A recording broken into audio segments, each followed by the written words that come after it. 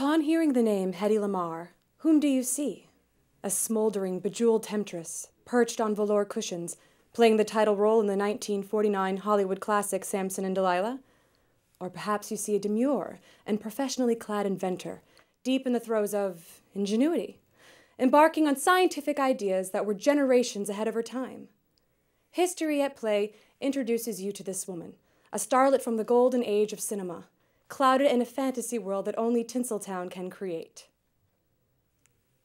Join actress and historical interpreter Judith Kalaora as she introduces you to a young Austrian refugee, a naive girl who transforms to become the most beautiful woman in the world, all the while inventing a secret communication system for the United States military.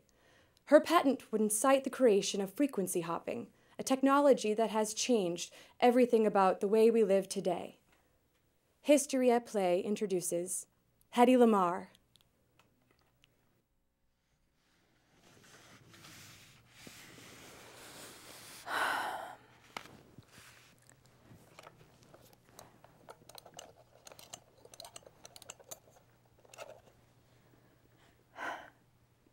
Hello? Beshki. Can I speak to George, please? Yes, this is Hedy. George, have you spoken to the Navy about our invention? Yes, and what did they say? What? It's too cumbersome? But I thought you said that the technology could be made so small that it would fit into a pocket watch. How could they say it is too heavy? Well, come over and we will make it better. Yes, I am sure this technology will help us beat the Nazis, and I think the Navy knows it too, George. Come over soon. Okay, ciao.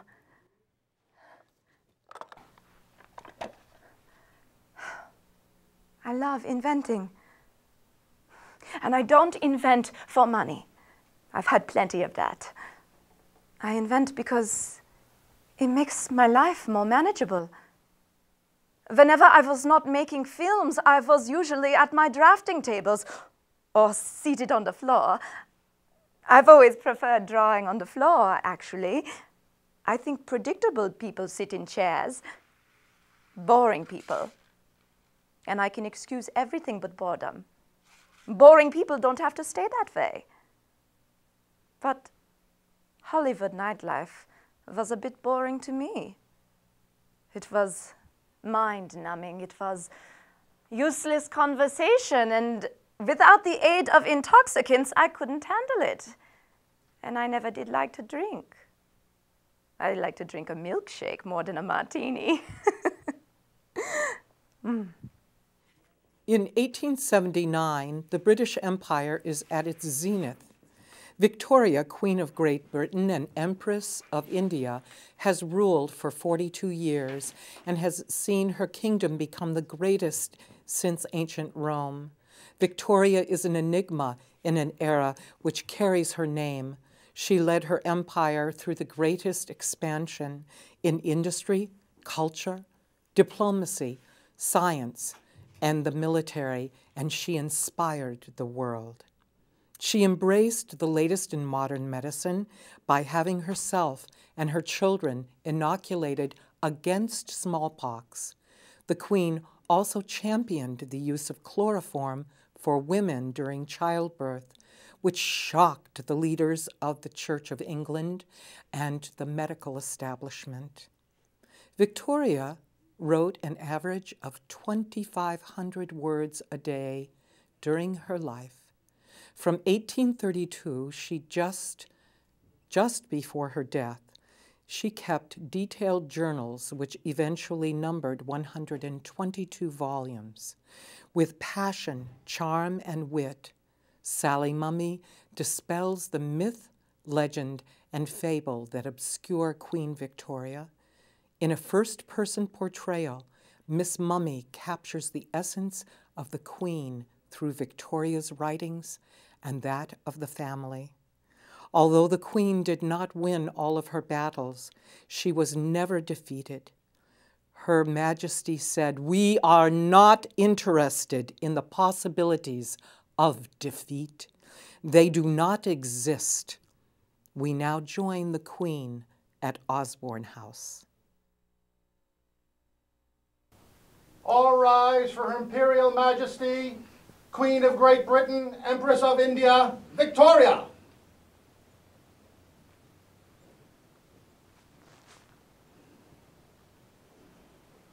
The Queen grants permission to be seated in her presence.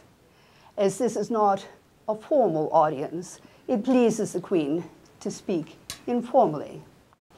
As I was just 18 years old and not married, it would cause a scandal if I moved into the palace without Mamma. Therefore, I had to provide rooms for she and her entourage, which included Conroy. It's like living with an enemy. My coronation took place, and millions of people came forth to see my progress to and from Westminster Abbey. I felt so humbled. I must admit, the crown being placed on my head was the most beautiful, impressive moment, as all the peers and peeresses placed their coronets at the exact same instant, all shouting, "God save the Queen," which is something I was fervently praying at the time. Now that I was coronated, my marriage seems to be on everyone's mind but the Queen's. It had long been understood I would marry my German cousin, Prince Albert of Saxe-Coburg and Gotha. We were just born 3 months apart. But I have met Albert, and I have not been overly impressed. However, many handsome suitors now flock to London. And I must admit, I have been quite infatuated with at least one of them. Yet still my uncle Leopold keeps advancing the cause of Albert, whom I have deliberately kept at arm's length, as I do not even know if I like him, and I did not even invite him to the coronation. I was persuaded to at least meet with Albert, and on that day, as I stood at the top of the stairs to receive him, suddenly it was as if the sun burst through the mist and dispelled all doubt. He was the most handsome and pleasing man I had ever met. But how does one propose? We were married 4 months later, and how I feel safe and secure with Albert by my side and delight in marriage. New England has long been captured by colonial love stories, and this one of Marblehead's Agnes Surriage, the fisherman's daughter and Sir Harry Frankland, collector of the port of Boston, comes true. 19th century writers and poets such as Oliver Wendell Holmes could not use the word romantic enough in writing of the Cinderella story. But the 18th century was a much rougher and lustier time in New England and Europe. The historical truth was somewhat different. Libby Frank first heard this story 20 years ago. When she began her research, she met Marblehead's Marshall Bower, who lives on the site of the Fountain Inn where Harry first met Agnes in 1740. Together, they have pored over old newspapers and recently digitized books, piecing together a very different story than the one written by Elias Nason, who lived in the Hopkinton County estate, once the home of Sir Harry and Lady Frankland. The Frankland family saga, set in India, Yorkshire, London, Boston, Marblehead, Hopkinton, and Lisbon, is entwined with the East India Company, Massachusetts colonial government, and the slave trade. A rich environment for the powerful attraction of Sir Harry the dilettante and Agnes the comely, courageous girl who transformed herself into a grand lady and English dame. The colonial dwellings they occupied are long gone. Only traces of the garden terraces remain in the Hopkinton Inn, but the plucky courage and family loyalty of the codfish widows of Marblehead still resonate with today's listeners. If it were not for Agnes, Sir Harry and all his clan would only be a footnote in history. I was 14 years old. I was working at the Fountain Inn, which was a favorite spot for smugglers. I was wearing a ripped, dirty gown and barefoot, and I was scrubbing the floor, and I looked up. And there was the most beautiful man I had ever seen. His hair was tied back. He was wearing velvet breeches, an embroidered vest, and a satin jacket. But it was his hands that I noticed. They were white, like a lady's, and he was wearing rings. I stood up and I curtsied, and he said, "What's your name, child?" And I said, "Agnes Surridge, sir." And he says to me, "Well, Agnes, tell me, does Marblehead always smell like this?" "Oh, yes, sir," I said. "It's the fish, you see, the cod." "Well, Agnes, I need some men to unload my barrels of rum. Do you know where I might find some?" "Yes, sir, my brothers." "Bring them. I'll pay them well, and you too." And he took up my rough red hand in his soft white one and kissed it while staring into my eyes. Well, I ran home and told my brothers there was work. Now, my mother had told me what men like this fancy gentleman do to girls like me. But what is there for you, Agnes, but a fisherman husband, bearing child after child, never enough money? You're young and fine-looking. Who knows what you might become? Well, that elegant gentleman, Mr. Frankland, came back to the Fountain Inn again and again, and he told me tales of pagan gods, of Jove, Venus, Bacchus. He said, "In my chamber, I have a book with drawings of those divinities." Well, I did want to see the drawings in that book. So I went to his chamber.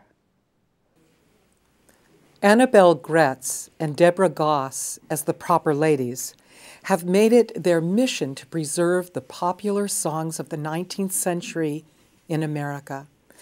As the fictional but historically accurate Annabelle Gray and Deborah White, they become two ladies of good families who, as young women barely out of their teens, joined a women's minstrel troupe for a season.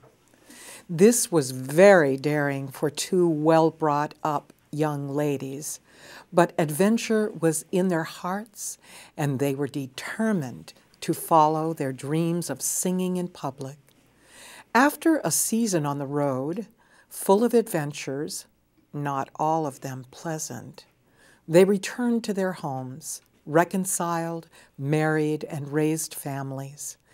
Their fling in show business remained a well-kept secret, but they often entertained at parlor musicales, hoping to keep the songs they loved from being lost.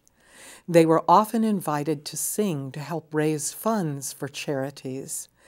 Temperance societies, orphanages, suffrage groups, seamen's aid societies, many worthy causes benefited from the ladies' performances. We invite the ladies to bring you the music and history of 19th century America. We join them now in a brief musicale featuring songs written during the period of the Great Civil War.